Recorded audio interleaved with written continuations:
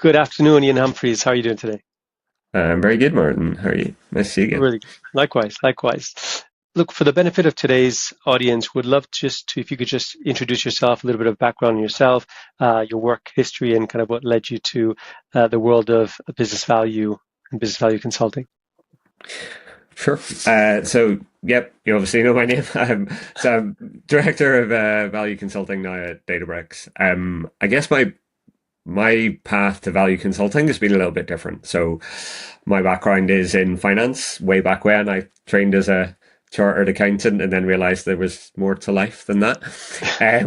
So, but I came through a lot of operational finance and kind of corporate planning and FP&A. And that was kind of my route into value consulting, was because I found that in the latter stages of my finance career, kind of 10 plus years in, I was doing a lot of that corporate planning and really just telling a story with numbers. So when I joined SaaS software, actually, as leading the corporate planning, it became quite evident actually that the value consulting role on the sales side of the business wasn't actually that different from FP&A, right? You're just telling a story with numbers. The difference is you're telling it to a different audience. You're telling it to the customer rather than internally. So, my background definitely, I know my way around a spreadsheet, but really it is about that storytelling with numbers. So it's kind of how I wound up in the value consulting space at SaaS, and then I joined Databricks about 4 years ago. And so, having been there for 4 years, you've basically been on that rocket ship, right? Because it just seems to be going from growth to growth and strength to strength. How big was the value consulting team when you joined? So yeah, well, let me just give you an idea of the scale of Databricks and the growth there, right? So when I joined 4 years ago, we were something about 13 or 1400 people globally, and we're now over 8,000. Wow. The ironic thing is that actually, as those teams have scaled up, our value consulting team hasn't grown massively over that period. So I was number two in EMEA at that time. We were a team of maybe six value consultants, and now we're a team of 13 globally. So previously we didn't have any coverage in APJ. Now we've got two people down there. We've got three in EMEA and the rest in the US. So Well, that's considerable, how do you say, breadth that you need to cover across the pipeline, right? To support all the different sales teams across different markets. yeah, definitely. And like, in terms of number of AEs supporting, I think when I joined, I was something like 30, 35 AEs. And now I think if I was to have one-to-one support, I would be covering something like 120 AEs Wow. in my remit in EMEA. Now the reality is, and I've talked about this before, is that we you can't support at that volume without doing something in a different way. And Yeah. certainly what we're doing today is not what we were doing 4 years ago, partly because our business has moved on. And so the value consulting element that we provide is much different today to what it was, when we were a lot more of that startup, when we didn't have the full platform, we're selling slightly different product as well. So yeah. Certainly. What's really interesting about Databricks, because we've talked about this in the past, is the in comparison to your traditional B2B SaaS company, right, which has a very prescribed product, very clear, pretty repeatable value story that may vary based on a sector or a market or a pain point. In the case of Databricks, you can do so many different things for so many different types of companies that it just becomes an exponential number of scenarios.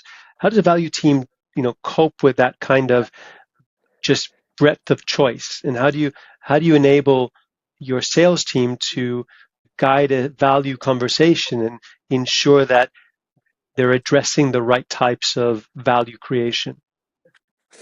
Yeah, I think it is a challenge, right? With a data platform as broad as Databricks, you can literally do thousands of use cases on the same platform, and the audience to which you sell is very different for each of those use cases. When I think back to kind of 4 years ago, we were looking at very discrete use cases, and so we were able to to kind of build that almost bespoke value case for the particular use case. And there were some common elements to that we included in what we call our value fabric. So, typically how do we impact organizational infrastructure costs? How do we impact productivity? And then how do we deliver use cases?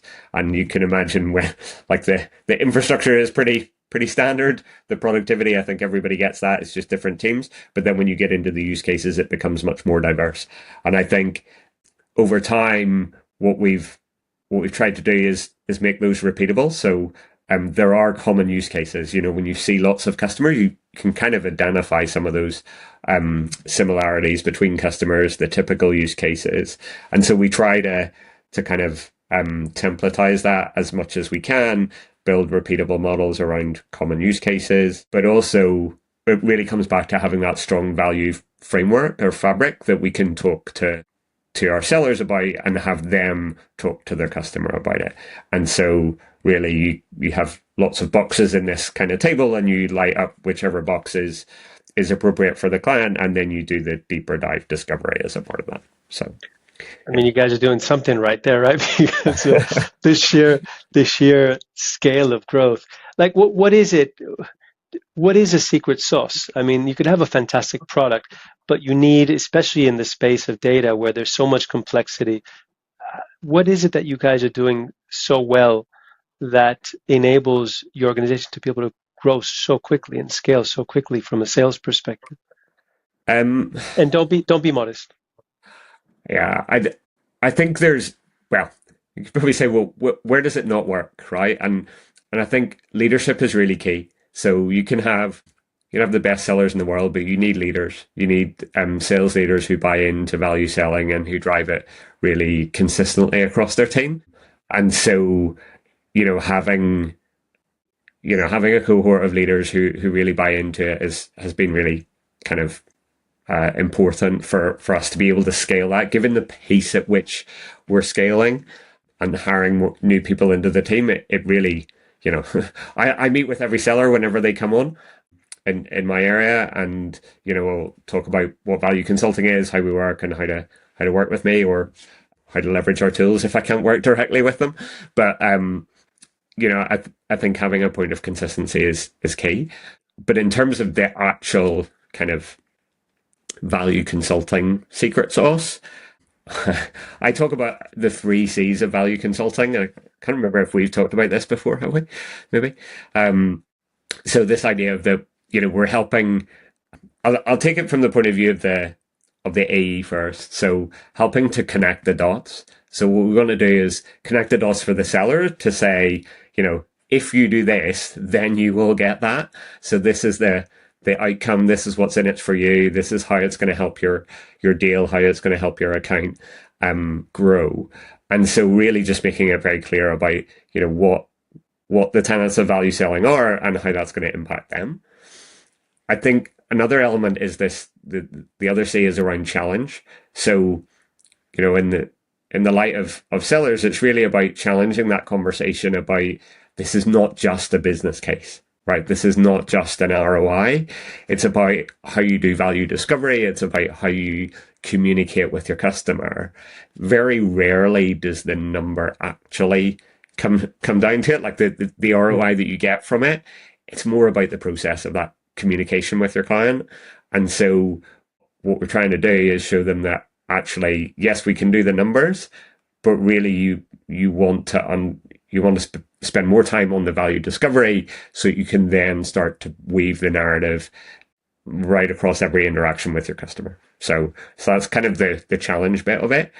And then the other one is around communication. So it's a very busy environment in Databricks. That's probably an understatement, but there is a lot of cross-functional teams. There's a lot of product releases. There's a lot of noise in the system. So how do we help communicate simply?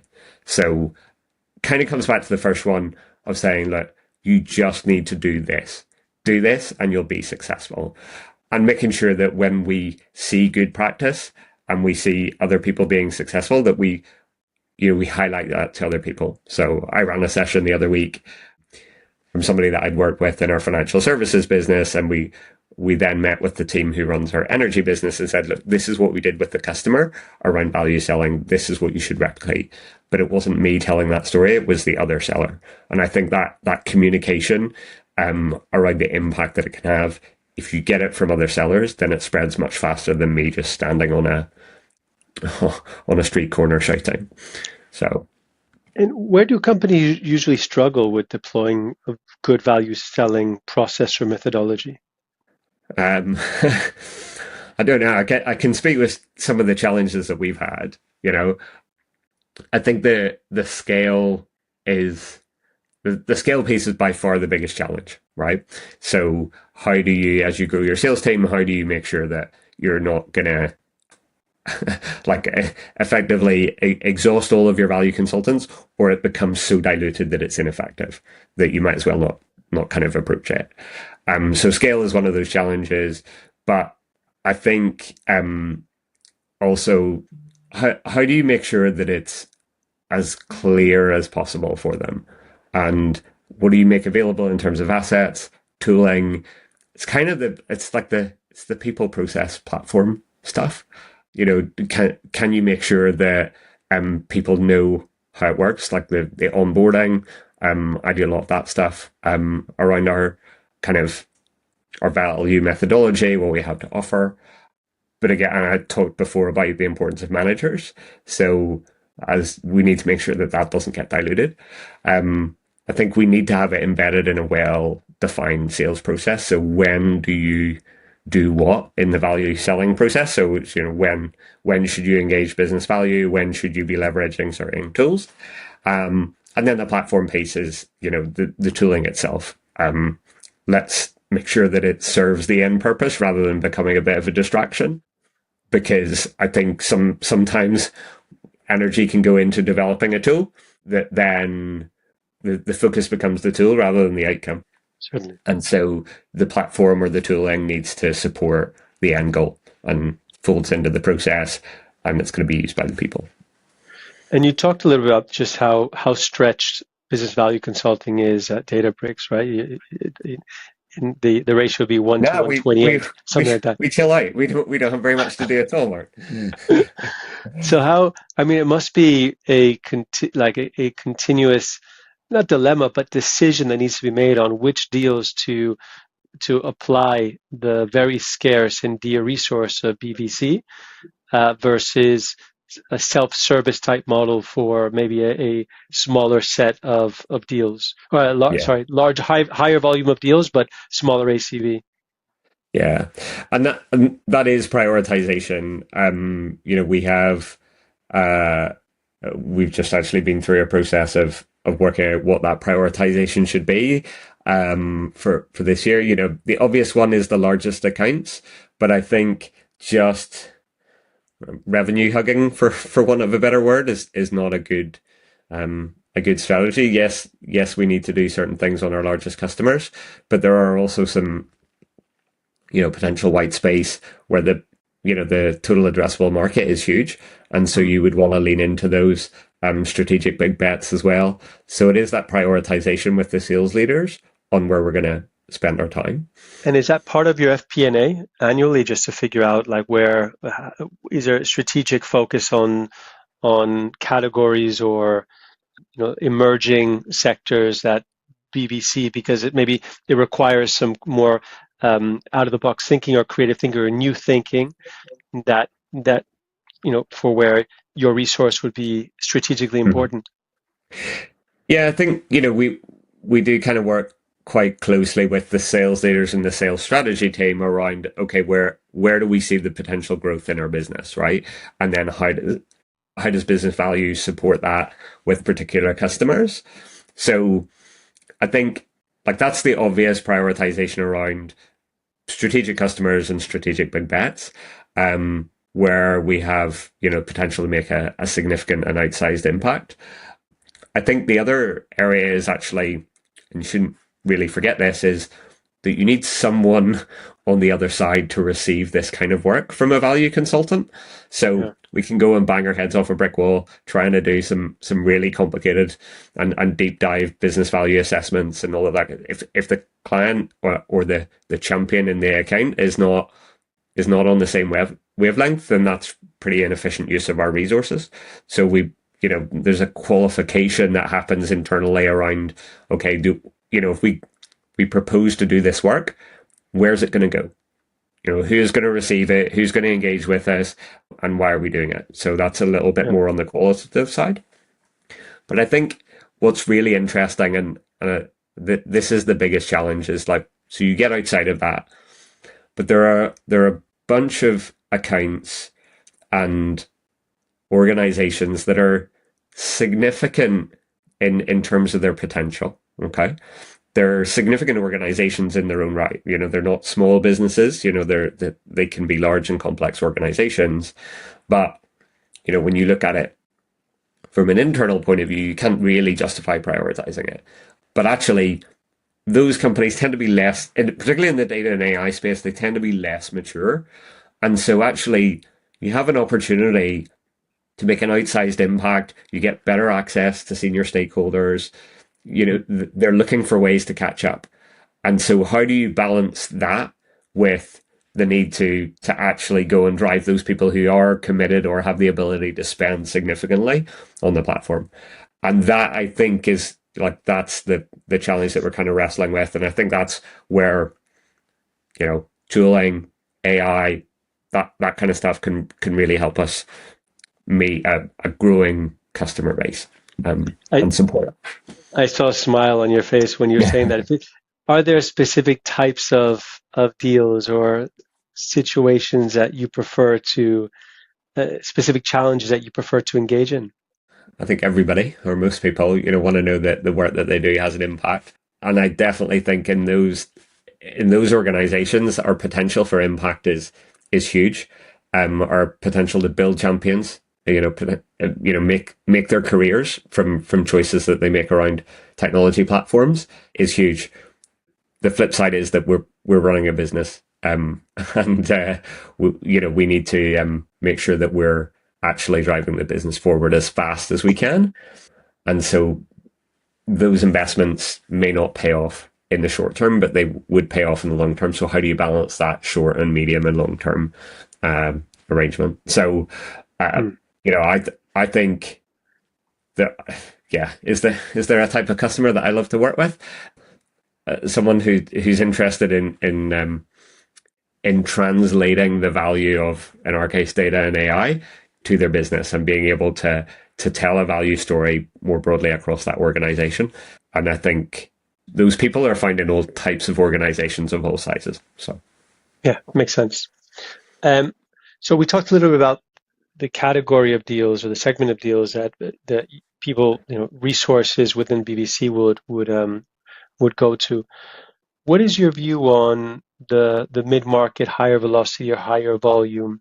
We talk a little bit at Simbi, we talk a little bit about the productivity dilemma, which is, how can a mid-market rep apply value selling without sacrificing pipeline, right? That's why mm, mid-market tends to get 20-25% win rates. I'm sure with you guys it's like 90% win rates, but we could talk about that.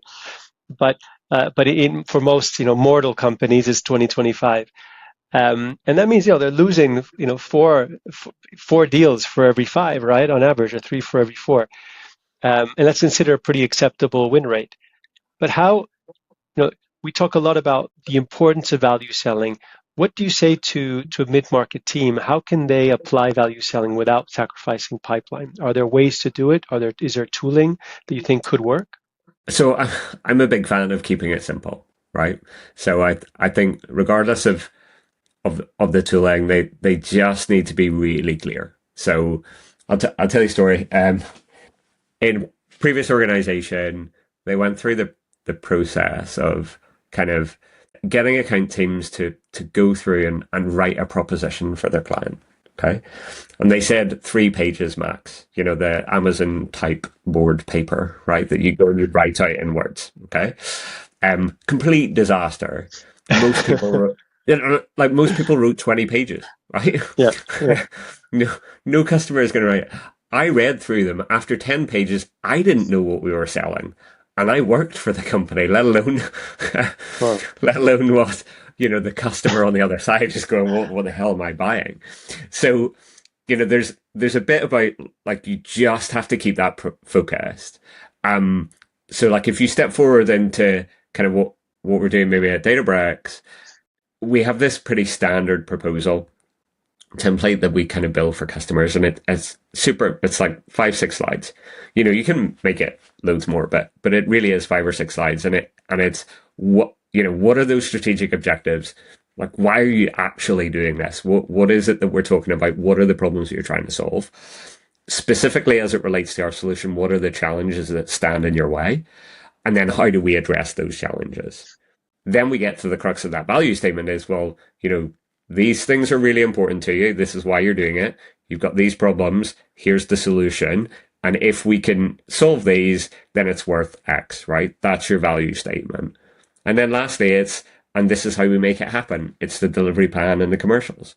So if you can build a really succinct narrative around that, then I think you can apply it to any size of account. Yes, there may be more sides or more bells and whistles or whatever, but the fundamental principles are the same. So if you can guide your team through that, using tooling, using insight, using value discovery techniques, then you can apply it to every part of your business. And it doesn't need to take long. It just needs clarity of thought. I love that. I think that's I'll definitely grab that part, that snippet. That's going to go all over because it makes it. At the end of the day, it's about common sense and applying, figuring out how to tell a succinct, consistent story. I think at the mid-market level, the consistency is important because if you apply a consistent approach across, your deals, then you can measure its impact, tweak, refine, improve, and continue to enhance your win rates, right? I was going to say, like, we were able to track data in the early stages of Databricks to say that, you were almost 7 times more likely to win a deal with value in it. So, like, we were able to capture the accounts and the deals and the propositions that did have value engaged or had used a value tool. Okay, so it's not just having a value consultant there, but it's also using the tooling. Thankfully, the win rate of the tool versus the value consultant was just a little bit lower, so we were still in a job.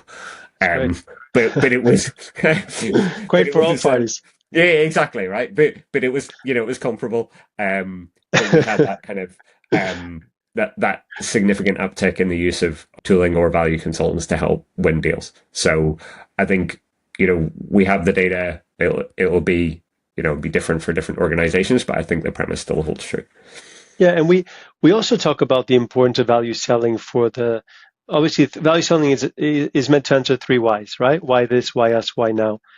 And within that why now category is the evil monster in the room, indecision, where we talk a lot about buyer indecision. I know you've got a particular opinion about it, and I think probably some stats around it. But yeah. It's that thing that it isn't talked about enough, right? A lot of the companies we work with, a lot of our customers will say they don't lose to the competition. They lose to indecision. They lose to lack of momentum or movement or inaction. And something like 60% of deals die due to indecision. That's a big part of one's pipeline. I'd love to hear your opinion on that subject and any tips to confront or battle indecision. Yeah. So you talked about the stats. These are my favorite stats at the moment because I think, like indecisionism, it kills so many deals. I think so. Like everybody wants data. So 97% of decision makers want help from data to make the decision. But yeah, they kind of say like 86% of them say the volume of data is making it more difficult. And actually, 70% of them have given up on making decisions because the data was overwhelming, right? So, and particularly in the technology industry and data risk is a particularly technical product, you can see how you can easily provide lots and lots of data to decision makers that just becomes overwhelming, and so they go off. I don't know, but actually, the number of people getting involved in decision making, either tacitly or expressly, is increasing across organizations, and it's different across geographies. I've worked in the Nordics as well as in the UK, and it's much more consensus driven in the Nordics. And that's just the way their organizations operate, and so that can slow down decision making as well. But the good thing about that is once everybody's on board, everybody goes, right? So there's, you don't end up with false starts. So like there are some pros and cons. But actually, when you think about the data, focusing on value works. So nearly 70% of executive earnings in Europe are based on annual or long-term incentive plans, right? And almost all of those plans have some element of profit, revenue, and increasingly the kind of ESG CO2 aspect is creeping in. But if you think about it, those are really only 2 or 3 things for you to hone in on: profits, revenue, and CO2. So if you can simplify your message and tie it back down to, do we make more money? Do we save money? Do we manage risk? And distill all of those data points into a really concise story, then you're going to overcome some of that kind of indecision, some of that analysis paralysis that happens. And so this is why I come back to my 3 C's, right? It's, you got to connect the dots for the customer. You've got to challenge just that cost discussion on, I want a cheaper, faster version of whatever I've got. And you talk about the value that it drives, the potential for revenue, potential for overall cost reduction within the organization. And then you have to be able to communicate that simply, because and one of the things we found actually is as we've grown as an organization, it's like you're talking to different people, and maybe somebody can sign off a 50K deal, but it isn't going to be the same person that signs off the $50 million deal. And so you need to learn how to communicate to various stakeholders in a straightforward and clear way. And as you go further up the organization for the bigger kind of commitments, the requirement to speak clearly and quickly becomes a lot higher. And that's about, again, clarity of thought, being able to join the dots for them and demonstrate how it impacts the things that they care about, and revenue, profits, etc. It's almost the more senior the decision maker, the shorter the deck needs to be, right? More. Absolutely, yeah. Yeah. Okay, we talked about value selling. I'd love to jump into the delivery side of it, because Databricks has a really interesting pricing model, which is usage based, right? And so obviously value delivery is probably completely in alignment with that kind of a model. Would love to hear from you how you apply, or how does value delivery come into play from the BVC team, and how do you demonstrate value to your customers? Yeah, so with the consumption model, in theory, you're not getting value from it, you can turn it off. Okay. The reality for most organizations on consumption is that there's always a cost. I do always like to kind of push people when they say, well, this adds no value to the organization, and say, well, we'll turn it off tomorrow then. So it doesn't matter. And then they suddenly go, well, it's not that it doesn't add any value. It's like, it's unclear. The value is unclear as to what we're delivering. So on the value realized side, I think this is an area where sometimes there can be a disconnect, because very often the metrics that you might use to build a value forecast and build a value case are not necessarily those metrics that get measured when you start to operationalize these projects. And so when you come back and you say in a year's time, well, was that the value that you got? This was our business case. Did we actually get it? Sometimes it can be quite hard to do that, particularly if you've been a bit kind of loosey-goosey with how you've built the value case in the first place. So what we try to do with those value cases is understand the metrics that sit underneath it. Even if we're using a top level kind of benchmark or whatever as a proxy for it, because we don't necessarily know how the metrics are going to move. Because bear in mind, we have potentially hundreds or thousands of use cases, and each one will have different operational metrics. But we try to have that discussion early around what would you do to measure this in 6 months or 12 months? Being candid, are we as good as we could be on this? Probably not. But it is definitely a focus of trying to pull out, what are those high impact stories where we have delivered tangible value? How do you measure it? How do you quantify it? How do you observe it? And make sure that you have somebody within the organization that's on the same page to actually capture it. And that actually makes me think of something I'm starting to see a lot more in the data and AI space is around value realization offices. So the larger organizations starting their digital transformation, or kind of continuing their digital transformations, are now setting up these value realization offices so that they can track exactly what they're getting. It's kind of the Right. first piece of it's actually the last piece of FinOps. So Yeah. most FinOps is like, let's just find out what we're spending. And then the second phase is let's optimize it, i.e. spend less. And then the third one is let's operationalize it, which is actually, if we spend this, do we get that? And those value realization offices are being charged with that kind of unit economics type approach to data and AI to say, look, if we run this machine learning model or we run this, let's talk about a chatbot, do we actually get the return from running that chatbot 24/7? That must And interesting that's where most organizations are going. Sorry, go ahead. on the buy side, right? Your customers. Yeah. That's brilliant because it's oftentimes the missing piece from the vendor side of what, this is the impact we think we can bring you, because a business case at the end of the day is always hypothetical until the actual delivery starts to happen.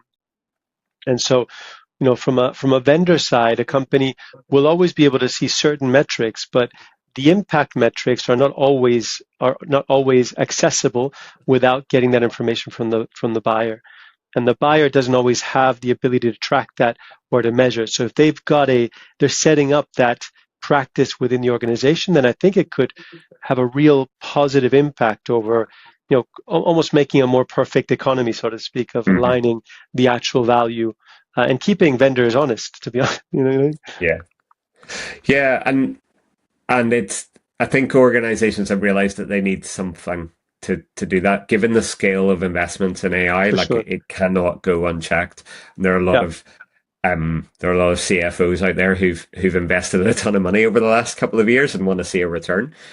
And sadly, when they talk to IT, they never really get a clear answer. So it's probably one of the biggest sources of friction between finance and IT, which is, finance saying IT don't give us transparency and IT saying finance don't understand what we do.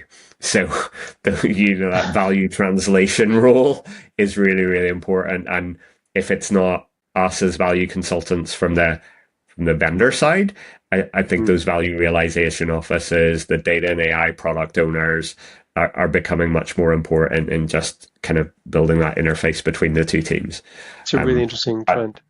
that's how to tap into that value realized. We're, Yeah. we're working with a number of those teams within our customers to say, look, this is not we as the vendor shouldn't go off and do this, but we can give you our kind of expertise on how you should be thinking about capturing value around this stuff, and then you measure it, and we'll have an open discussion about, are you actually getting value and what's the attribution to the platform. So it's evolving, but it's super interesting, and I think it needs to happen. It's interesting on the confluence between IT or of IT and finance. When you run a consumption model, how does your buyer budget for your service?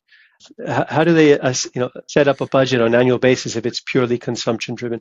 Do you find that kind of that, because consumption is hypothetically it's great, right? Like, this is Mhm. fantastic. We pay only for what we use, but then how do they get budget for it? Yeah. Do you know, I just had a question come back from one of our champions customers saying, we want to move everything into a data lake. We want to move to consumption model, but the business is scared about what the costs are going to be because Yeah. they don't know. So there's obviously methodology of like how, what will drive cost on the platform. So I think that's important for people to understand. Mm. And, for our platform, it is about, essentially how much compute you're doing, what the scale of the volume is, the frequency, etc. But I think for finance teams, it can be a little bit difficult for them to budget around this stuff. And I think, if I'm honest, I've not seen anybody really solve it. There's like one organization where they have driven a very hard line on any IT project must have business value attributed to it, and it must be signed off by the business so they know how much they're getting from it and they can roughly bake in how much they think it's going to cost them in terms of cloud costs. I think we come back to that frustration is that the technology teams don't really understand the business. They don't necessarily want to talk, and very often they're trying to push the business forward in the sense of they're providing a solution and then they go and look for a problem. That can be a little challenging when it comes to getting people to buy into or sign up for cost on a platform. So it's yeah, I'm not sure there's a silver bullet around it, Martin. It But I doesn't think seem to be holding you back, yeah, right? yeah. No, I think it is constant communication about the value, and really understanding it. And if the customer plays that role, or if we play that role, it's in our interest to make sure that we are delivering value, because you can see consumption on the platform grow massively ahead. But if your customer doesn't understand what they get for that consumption, then it's expensive. So that classic cost conversation is, XYZ platform is too expensive. Well, why? What's the benefit? Well, I don't know. So it's not zero, but you just don't know. So how do we help you understand what the value is? So, but then we run back into the scaling challenge of like, I can't go and do that on, several thousand customers. AEs, I don't think should be doing that. That's not what they're there to do.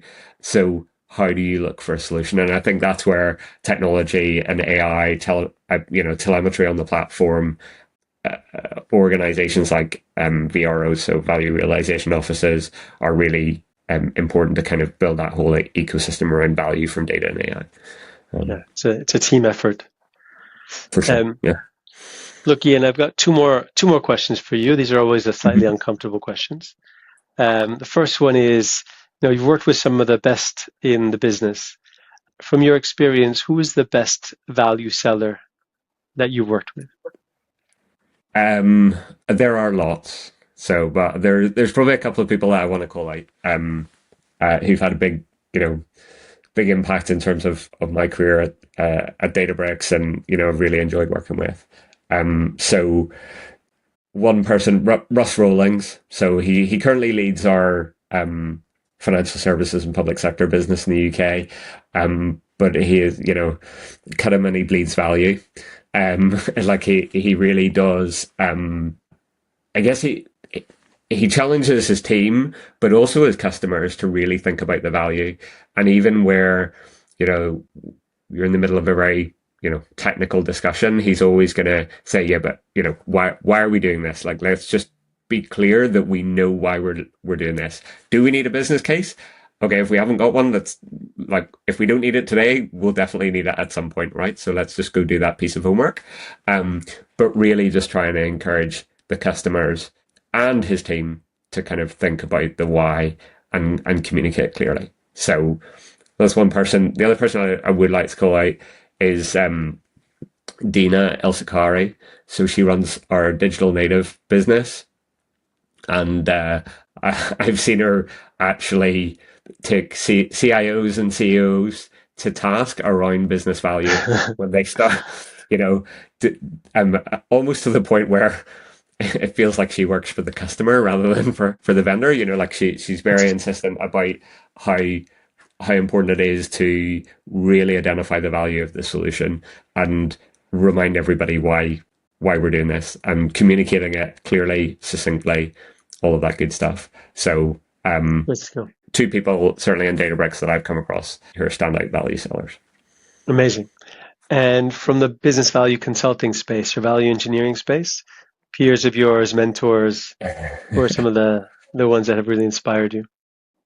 So I'm going to call out two.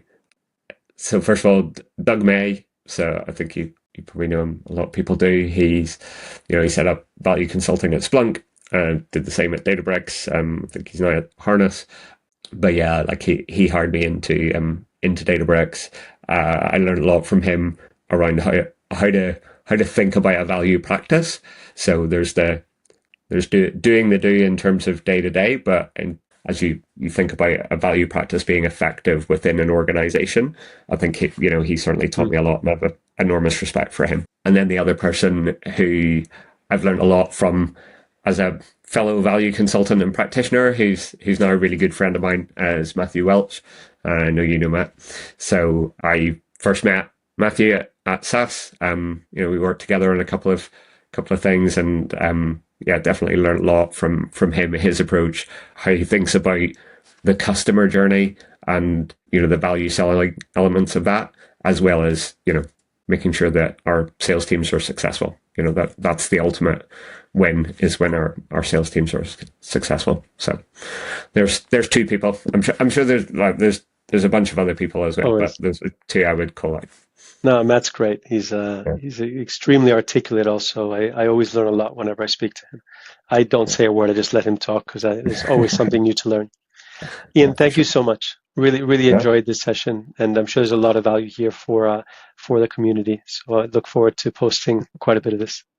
yeah, Thank you, Ian. no, it's great. Thanks for the chat.